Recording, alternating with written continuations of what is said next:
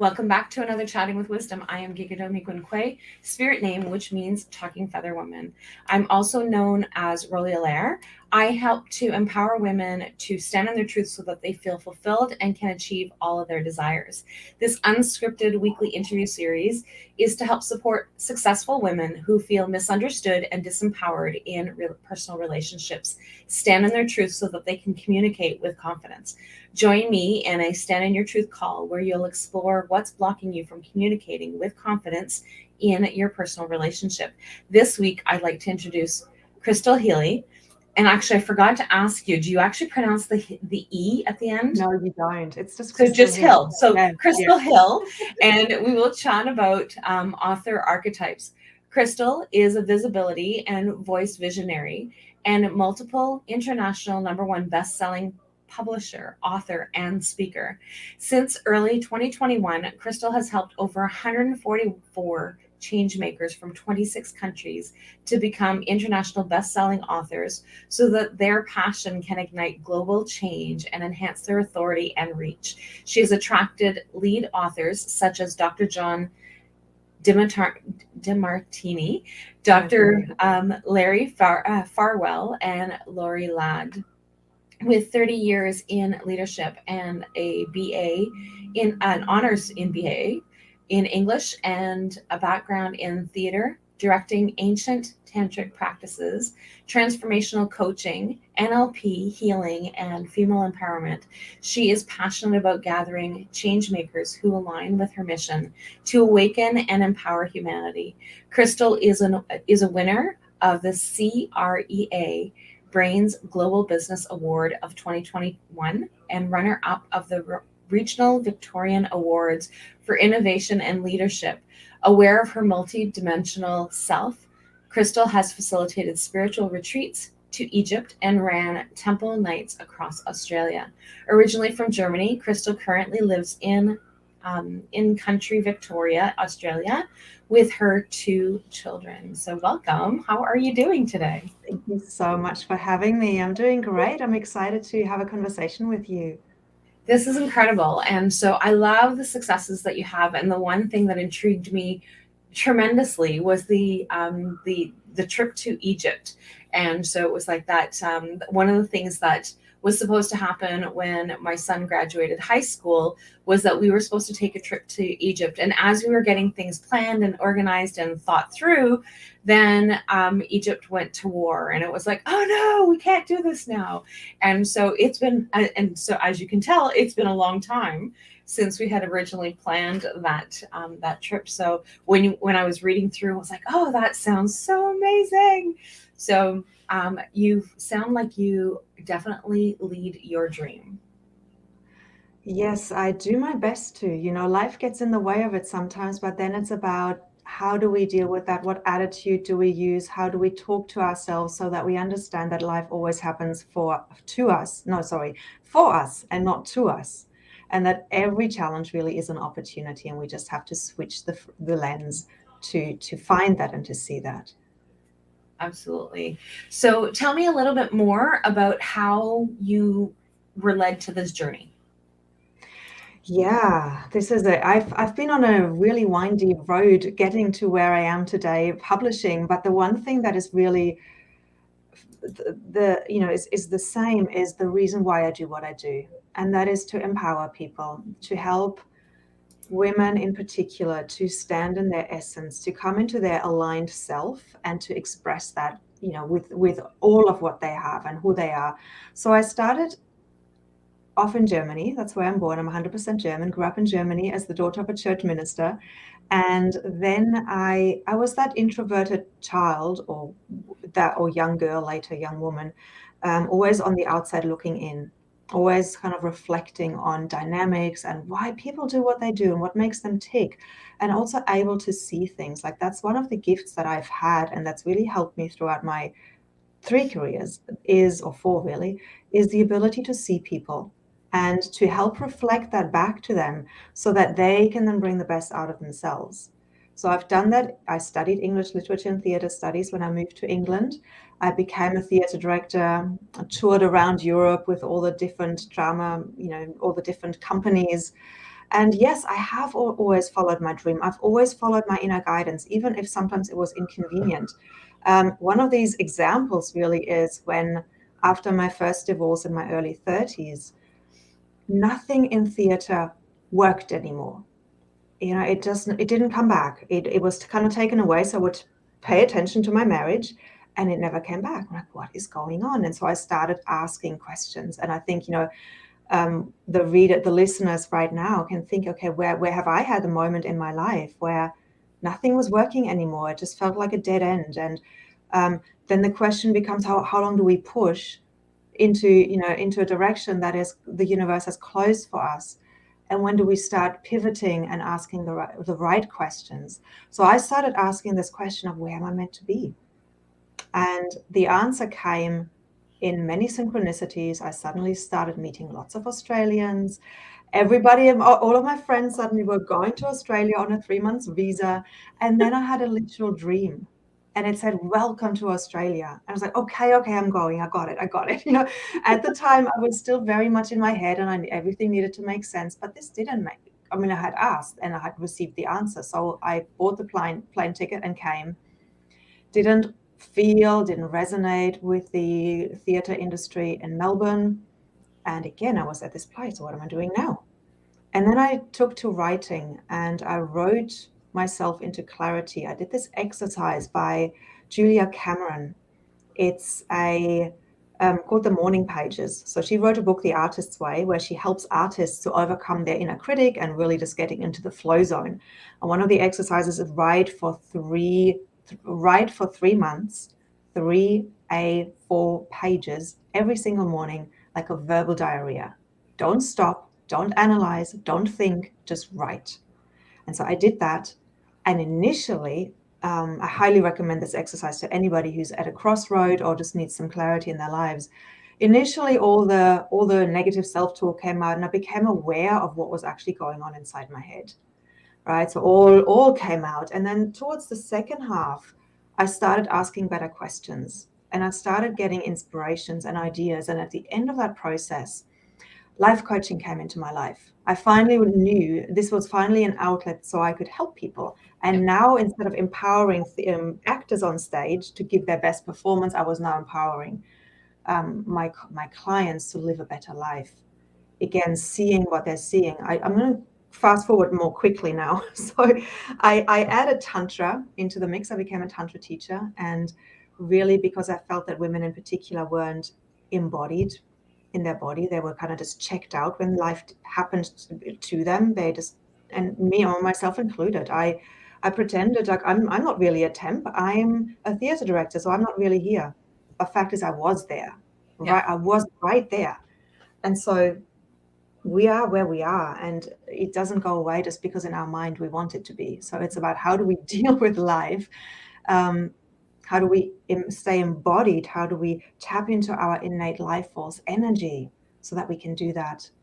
So I did that up to spoke in Melbourne, Brisbane, and Sydney, ran my own events, spoke at the Tantra festivals, and COVID changed all of that. So I had to pivot again. And I thought that I was just going to be coaching thought leaders, coaches, to help them embody their confidence to speak and create a counter movement to what was going on in mass media. Well, it wasn't meant to happen that way. It was meant to happen through publishing. So I was in 2 multi-author books in 2022, and that the publisher said, look, I'm training people on how to do this, who's in? And my whole body responded, saying, yes, me. I'm like, really? I couldn't make sense of it at first, but then looking now, having done it for 2 years and having, got 7 international bestsellers behind me, I'm realizing that the intangible benefits that the authors get from coming into my containers are very empowering. They're transformational. They release shames they didn't realize were still there in order to free up their energy. They write themselves into deeper clarity, into an embodied clarity, so that they can show up with more magnetism. And that's what really lights me up. And being the activator that I am, everything just amplifies in these containers. That is so cool. And so like you're actually talking about like being able to like reflect, and like when have you actually been in that moment of and I'm sure that there's been many over the years, because I too have changed careers over a number of years. And but one of the things that, as you were talking about COVID and how everything changed with COVID, is just before COVID I opened up a wellness center, and it was like and it was like all this big huge dreams of all these like amazing things happening and people coming together, and all these things started happening, and flow was happening, and all this stuff was happening, and then COVID came and shut the doors. And I pushed and I pushed and I pushed throughout that entire time of like being able to, like, I need to keep it open, and I need to keep it going, and kept going and kept trying to push through. And then when the lease was coming up in June, it was going to be coming up in July. The lease was going to be due on the building, and it was like, okay, so do I keep pushing or what do I do? And so my husband and I were talking, and it was like, it's not flowing anymore. It was when it first started. That was exactly where I needed to be. And then I was having a conversation with somebody who, and just as I said that, we were at 11:11 in terms of our time on our screen. So like, here's confirmation of exactly what it is that was happening. But at that particular time, somebody came into my purview of being able to remind me why the building came to me when it did, and why everything shut down when it did. And so, and then it was time to be able to have that shift. And I probably held on to it for an extra year for no reason. And but one of the things is that I have an aversion to the mask. So I really struggle with using my mask. And so I avoided going anywhere that required me to use my mask unless I absolutely needed to go somewhere. My husband ran all the errands, he did all the things. And unless I didn't have to wear my mask wherever it was that I was going, or if it had to be medical, obviously. But if otherwise, I just stayed in my little cocoon. And so the building came to me in 2019 because it was preparing me for everything to shut down in 2020, and then gave me a safe place to be able to be so that I can continue to do what it is that I needed to do. And then, but I hung on to it for another year before I finally released it. And so, but it was like that one person that said, it gave you a safe place to be. And I'm like, oh, because I'm like, why did it come to me? Like, why right before COVID? Like, I thought that this is where I needed to be and where I needed to go. And it was simply to be able to provide me a safety space that allowed me to be able to continue to survive during this time where people couldn't go anywhere or do anything, that I still had a place that I could still be and be safe. And so that's that's how all of these things just really kind of play into factor, right? So, and and again, going back to that conversation that you had about pushing, right? So how much pushing, and I could have pushed probably for another year, and maybe I could have renewed the lease and said, okay, well, maybe, but it was like, no, I need to let it go and release it. And just as we made that decision, not more than 3 days later, I broke my leg. So it's like, I wouldn't have been able to manage the building anyway. I wouldn't have been able to do all the things. So that was a confirmation of letting go and releasing and letting others come in to help support me.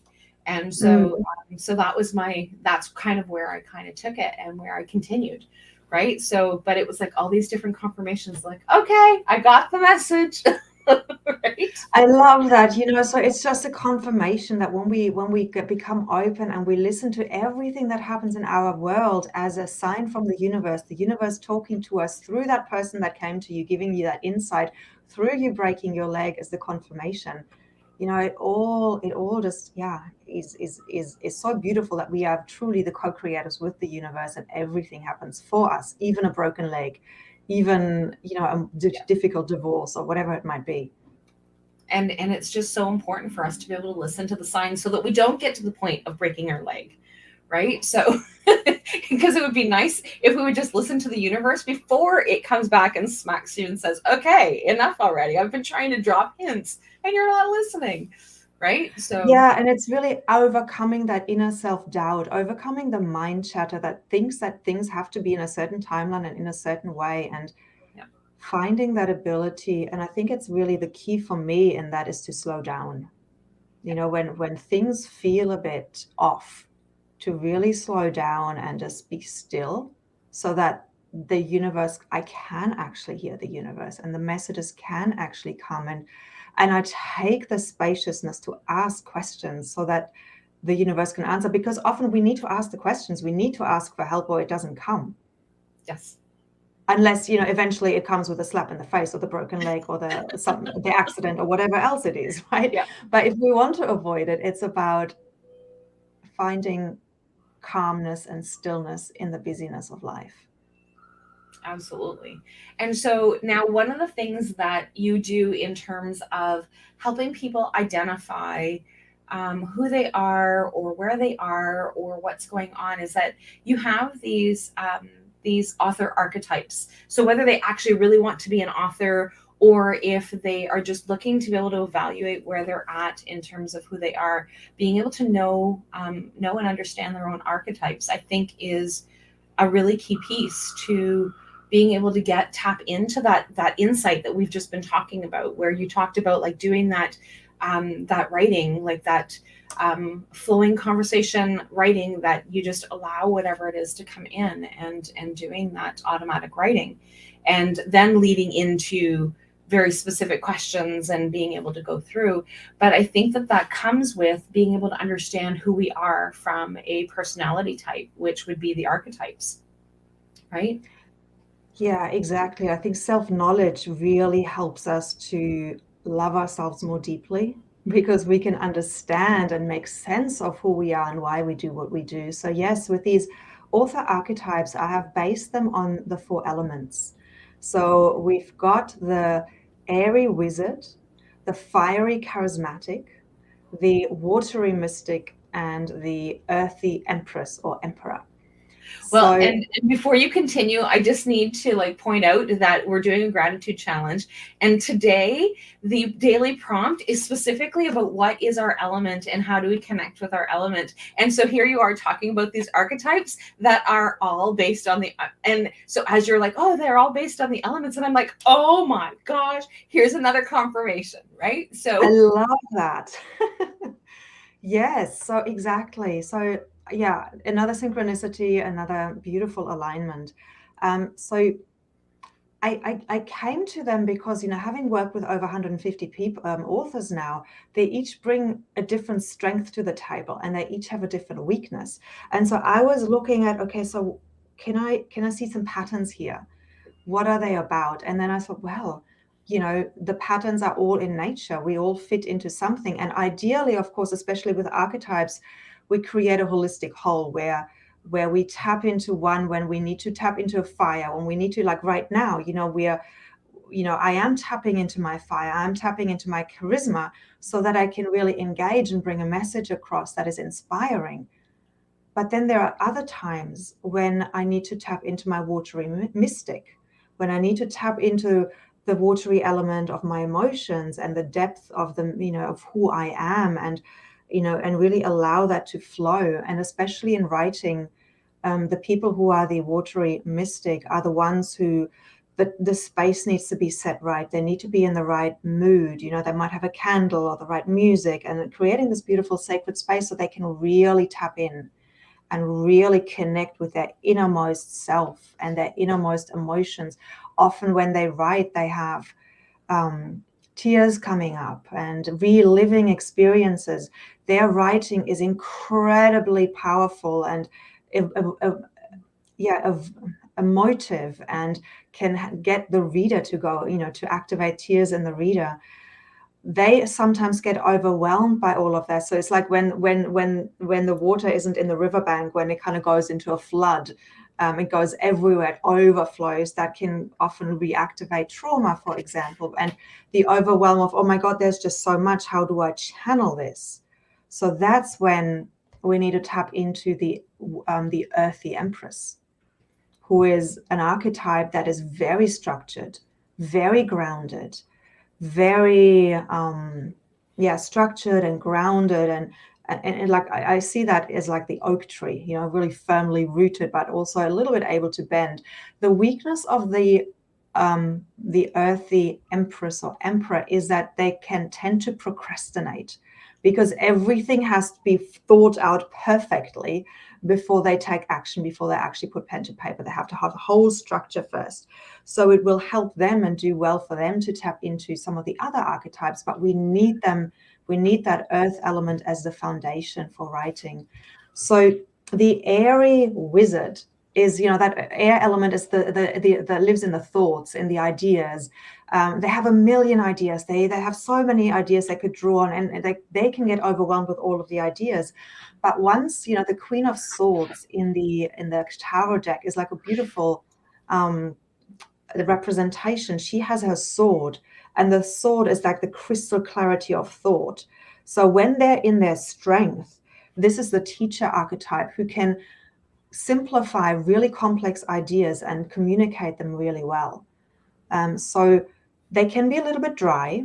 If we're just teaching without stories, we are informational. There's no engagement. There's no transformation happening in the reader. So that's why we need the fiery, charismatic, who is full of stories, full of adventures, always has a story to share. And like they can overwhelm you sometimes with their stories, and you get sucked into their world and into the place that, especially with empaths, that can lose themselves in a fiery charismatic. And I'm sure we know all of those. Like, I actually think narcissists have that. They, can be connected to the fiery charismatic, and that's not because they have such a strong sense of self and their adventures and who they are and all their stories.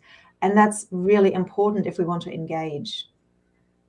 We need to then ground it, and we need to draw relevance to the stories through the air element. So my success formula for writing or storytelling or teaching really is that we have to think of a story that demonstrates a teaching point, or the other way around. What do I want to teach today? And then, okay, what's a story that will demonstrate that point? When we bring those together, when we bring the story of the fiery charismatic together with a teaching point of the airy mystic, ground it in a beautiful structure of the earthy empress, and bring emotions to it from the watery wizard, the watery mystic, we create a masterpiece. We're all rounded. And so what I do in my workshops, I give an activation of all of these archetypes for people to come into and know, well, I have all of them. This is my strength, but I have the ability to tap into all of them. And that is so important for us to be able to tap into those other elements and those other parts of ourselves, because we're a whole, right? So we're a whole being. And so a lot of times we get stuck in okay, well, this is who I am, right? So immediately when you were talking about like the elements, and so like if I actually look at my astrology chart, I am more fire than I am anything else. But I am the take action person. I am the person who's going to get the things done that need to be done. But at the same time, I need to be able to tap into my Aquarius moon, which is that ideas of thinking, but not get lost in it. Because if I get lost in that, in all those thoughts, then I've got like a zillion ideas and zillion thoughts of all these things that are actually going on. And so being able to tap into those earth energies allows us to be able to, or those elements allows us to be able to tap into each one of those different things. And so that's one of the things that when I am connecting to the moon energies, it allows me to be able to go through each and every one of those elements, and allows me to be able to tap into, okay, this is what I need to be doing now. I need to come up with ideas. Today is an idea day. And I don't even have to like look at the calendar to know that that's what things are, because I'm so connected to it, is that it just automatically for me happens. And so I just need to tune in to being able to do that, and blocking some time off in my calendar that allows me to be able to have those moments of being able to step in and connect, right? And I really love what you're saying, to being, that ability to listen. What is naturally alive with you? Which element is naturally alive with you at which stage or which day? And then to take action on that. because I think that's the biggest productivity tip that we can give entrepreneurs, is to listen to that and not to jump from one into the other, because it actually takes half an hour, I think, or something like that, to fully land in one archetype or one type of activity. Like I, for example, if I'm doing this, I like doing this all day. Like I like talking to people all day. If you then ask me to go into the small details of my operations and go into kind of figuring something out or writing something, it'll take me forever to switch. Yeah. So I think that's, I love that you just highlighted that. And I think that that's really important. But the other part of it is, like, we've got all these action things in terms of the element, but then we also have to come within and slow things down, right? So being able to take some time for ourselves. And so, like, this is for, I believe, everywhere around the world, because I know not all the holidays are the same. But this is the Easter weekend, I believe, for everyone. I don't know that there's any country or any places around the world that it doesn't happen. And so this is a time where we get to gather with our family and do whatever traditions that we have, or whatever that we have going on, and being able to find some time to be able to slow down and quiet the mind, and connecting with whatever that is going on around us, right? Exactly. Yeah. Right. So taking those weekends or taking those days that we have locked off, I think that those are times that are really important for us to be able to do, because you mentioned that earlier about being able to find some time to be quiet. Right. So that quiet time. So whether that's, some people are very much morning people and can actually tap into that energy in the morning, whereas other people are like, yeah, are you kidding me? I need like 30 cups of coffee before I can get started. I'm fortunate that I don't drink coffee, so that's not my vice. But it's like, but for some people, like, they can't do anything. My husband's like that in the morning, like, leave me alone, don't bug me. I need to get up like an hour and a half early before I have to leave for my appointment, to go pick up my client, because like, I'm like, don't bug me. Like, and whereas I'm like, wake up first thing in the morning and I'm productivity. I want to be able to get things done. But then at nighttime, that's when it's my quiet time, and that's when I want to be able to like slow things down and reflect. And sometimes reflecting in the morning is something that I'm still okay with, but it's still being able to figure out, like, how does that flow for you? What is it that's going on? Prior to having children, my morning meditation was always done in the morning. But then after having children, it's just now instilled that I just get up and start doing all the things that we need to. And so then I find the time to be able to slow down and get quiet in the evening. So through meditation or journaling, whatever it is that looks like for me. Yeah, it's so important to have at least one moment in the day to reflect and do that. Like for me, I'm also a morning person. I like doing that in the morning. I like to do my affirmations, get my mindset right in the morning. Sometimes I do yoga, sometimes I do a bit of journaling, other times it's an extended meditation. But I always try and do something, not try, I'm always doing something, even if it's just, sometimes it's just 5 minutes, because being in Australia and doing a lot of business with the US, a lot of meetings sometimes start at 7 a.m. So this morning was an example. I literally just got my stretches in, my breathing, kind of centering myself, and then it was go time. But yeah, I will take some time this evening to really reflect and sit as well.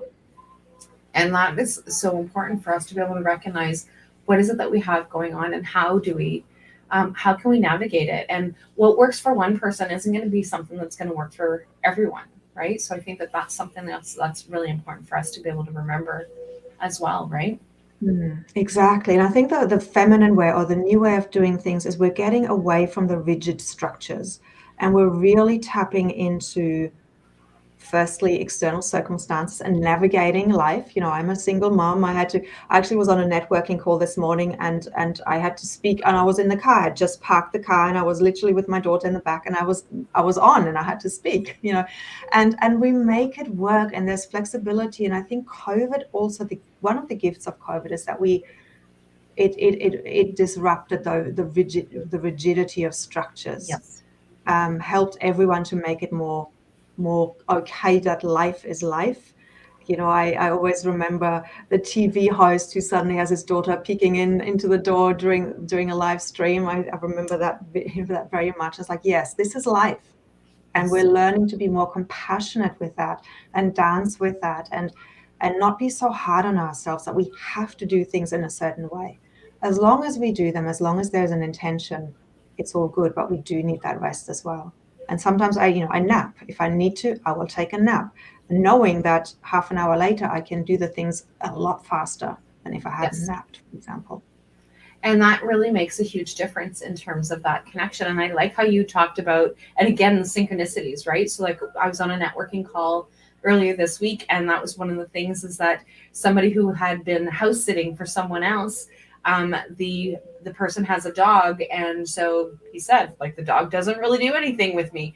And then, but just before I was ready to speak, like I as in him, was ready to speak, the dog's coming in and like pawing at me and like trying to get my attention. Well, it was a shift in energy. It was a shift in, it's like, and so like in the comments of the Zoom call was like, oh, your dog is so cute, blah blah blah blah blah blah blah, right? Like all these other things. It was that distraction of being able to kind of having that shift. And so whether it's children that are coming in or the animals that are coming in, it's just that shift of just being able to like transfer the energy. And that was one of the things this morning, is that I got busy doing a whole bunch of stuff, and I didn't go for my walk this morning, or actually no, this morning was aqua fitness. I didn't go because we had a storm, and it was like, okay, freezing rain, lots of snow, I'm not going out today, I'm going to skip.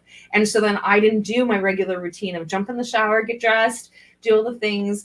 And then just as I was doing that, I'm doing this gratitude challenge, and I'm supposed to go live, and I get the notice that it's like 11:30 already. I was planning on being live at 11:30, and I'm like, I'm not even dressed yet. I'm not even like I've got my bed head happening. I had my jacket on, because my sweater jacket on, because I was a little bit cool because I was still in my pajamas. But it was like, okay, so, and showing up that way is exactly how I showed up in terms of the conversations. And it's like, I know that, like, yes, I know that it's late in the day, but I had that ability of being able to be more flexible, of being able to stay in my PJs and being able to connect. And so from a business perspective of like, oh my gosh, like what happens if somebody's listening to me or watching me from a business perspective? You're going to tell me that nobody else stays in their pajamas because they're like in the middle of doing something and just loses track of time, right? So it's like, it just happens. And exactly. So, and it makes us more human. And it really reminds me of what I share with my authors, is that these vulnerabilities, those human things, are the very thing that connect us, is the very thing that opens our audience's hearts, our readers' hearts, because we allow them to see into our humanness. And so so vulnerability, I think, is just such a beautiful thing when we can share that. And business these days is more and more about relationship building, about trusting each other, really understanding and getting to know each other. Business doesn't happen anymore behind the facade of the professional. It happens as the whole being that we are, and including the pajamas. And that typical joke, like, I'm in my tops here perfectly, but underneath I have whatever. I mean, today I'm wearing jeans, so it's not too bad. But it could be the pajama pants. Yeah, and that's the thing, is that it's just about being able to, like, we put on these masks and we try to pretend who we're not. And so I love the fact that you have these archetypes that people can tap into. So now you have something for people to be able to understand who their archetype is, right? Yes, so that's right. So it's literally a 3-minute quiz with 4 questions or something, and then you identify. Now, there are some people who say, look, I can't be put in a box. I don't know. I can't decide which one to choose because I'm kind of all of them. But that's fine too, but you'll still get an email with all of the different archetypes, and you can see, okay, this is more my strength. This is where I can draw on. And I also share writing tips. So if specifically you want to use this for writing, you will get tips on each archetype of how you can really pull to the strengths and release the weaknesses of each archetype. And I like that. I like the fact that, like, you can pull from each one of them, right? So, and you're right, some people don't want to be put in that box but we are already in, and I don't want to say we're already in a box, because that's not necessarily where we are, but we are already that whole being. And so being able to understand the different types that we are allows us to be able to, and like you said, it has strength. Each one has strengths and weaknesses, right? So each one of them has something that allows us to be able to pick up the pieces where we are. And so being able to understand those perspectives and being able to understand those pieces that we can actually strengthen, right? So some people don't have the thinking and don't have like all these ideas and get stuck on like, okay, well, I don't have all these perfect ideas. Whereas I go into that idea mode and like, I've got too many ideas and now I don't even know which one that I'm supposed to implement or how I'm supposed to get started, right? So then I need that earth energy to be able to get me into, okay, so I have to pick one idea and where am I going to go with it from there? And the emotional piece is something that I have very easily as well. So like I've got that piece, but it's just being able to understand that all of them play a part and all of them play a factor into us being able to go through. So and for anybody who wants to, obviously through the archetype quiz is something that they can connect with you on, but also like, so wherever it is that you are catching this this interview through is that, so whether it's on the podcast or it's on the website or Facebook or LinkedIn, wherever it is that you are finding this, somewhere around this video is a link for you to be able to connect with Kristal. So it has her website, her contact information, other places that you can reach out to her. And so is there anything, I was going to say, is there anything interesting on your website? I'm sure that there's definitely something interesting on your website, but is there some place where people should be directed to? So like if they clicked on your website link, is there somewhere that they could go that they would be able to get something meaningful, like something more meaty that they can actually help? So whether it's a booking appointment or something that you have coming up, is there something there that you want to redirect people to? Yeah, absolutely. So the author archetype, and by the way, if you want to put it on the screen, you just put it in our private chat. Yeah, I did again. I copied it. I'm not sure if you heard me catch the oops. Yeah, because I can't see it on our screen now, so I can't see the link being live on our screen, but that's okay. Yeah. It's going to be in the notes. So to direct people, when you go to my website, kristalhille.org, the quiz is on every single page. So you basically go to the landing page, it's right there, front center. You can find it. But also if you are interested in thinking, well, maybe I am ready to share my story and maybe I do want to kind of tap into that confidence and that magnetism, and I want to make a bigger impact in the world, go to kristalhille.com/publishing. The book that's right behind me here in the middle, Beyond Certainty, is a book that is opening today. By that I'm meaning we're starting the process of writing. I still have a few spots left, so if you're feeling that is a theme that you're love to share around, certainly reach out to me.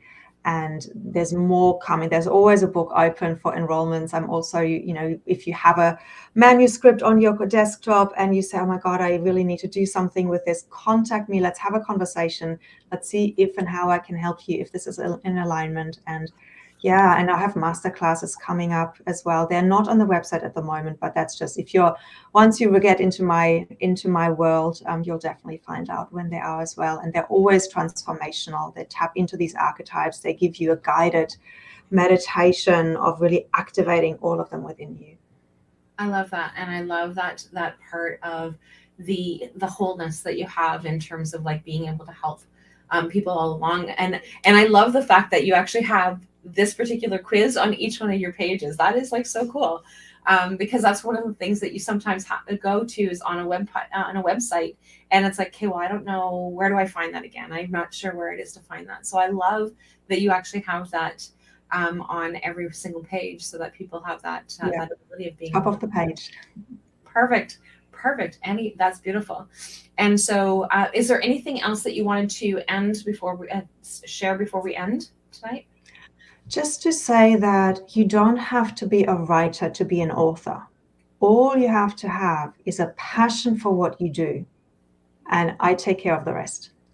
Beautiful. So it's really just that, and just to bring it all into kind of full circle. Listen to your inner voice. Listen to the whispers of your soul, so that you can act on and have the courage to act on it. You know, the universe embraces and rewards the courageous. When we act on the inner whispers, doors open, magic happens. So don't delay whatever it is that the universe is sharing with you, and just go for it and seize the day. Beautiful. I love that. That is such a beautiful message to end on. And so, for those of you who are catching this every week, we will be back on Tuesday next week with another one of our Chatting with Wisdom interview series. We're trying to catch up on a few that I have missed because of illness. And so we have another one on Tuesday, and again, another one on Wednesday as scheduled. And so thanks again, everybody. And we will chat soon, and have a fabulous night or morning as as it is in Kristal's world. It is evening for us in our world. And so I love how we can actually connect to people from around the world by being able to have these digital hands out there for us to connect. So thank you again for joining us and being here. And talk to everybody soon. Bye for now.